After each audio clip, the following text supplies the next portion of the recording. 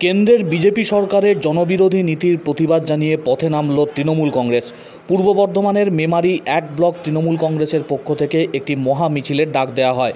বারবার বাংলাকে বিভিন্ন ক্ষেত্রে বঞ্চনা করছে বিজেপির কেন্দ্রীয় সরকার, আর এর ফলে উন্নয়নমূলক কাজ বিভিন্ন সময় আটকে যাচ্ছে, এমনটাই অভিযোগ তৃণমূল কংগ্রেসের।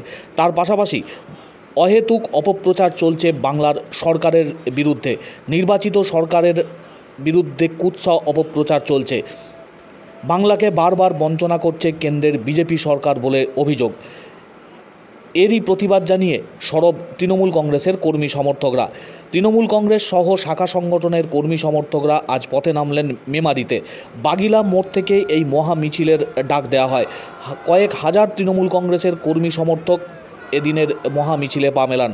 মেমারি 1 ব্লক তৃণমূল কংগ্রেসের সভাপতি নিত্যানন্দ বন্দ্যোপাধ্যায়ের নেতৃত্বে এই মহা মিছিলে পা মেলান শাখা সংগঠনের কর্মী সমর্থক সহ নেতৃত্বরা। আগামী দিনেও ধারাবাহিকভাবে আন্দোলন চলবে কেন্দ্রীয় সরকারের এই বঞ্চনার প্রতিবাদে বলে জানিয়েছেন তৃণমূল কংগ্রেসের নেতৃত্ব। সর্বস্তরের মানুষকে এগিয়ে আসার আহ্বান জানিয়েছেন। আগামী বছর রাজ্যে বিধানসভা নির্বাচন, সেই নির্বাচনকে পাখির চোখ করে দলীয় সংগঠনকে মজবুত করতে তৎপর এ রাজ্যের শাসক দল। বিরোধী রাজনৈতিক দলের কুৎসা অপপ্রচারের প্রতিবাদ জানিয়ে এবং কেন্দ্রীয় সরকারের জনবিরোধী নীতির বিরুদ্ধে মানুষকে ঐক্যবদ্ধ হওয়ার আহ্বান জানিয়ে এদিন মহামিছিল অনুষ্ঠিত হলো মেমারিতে।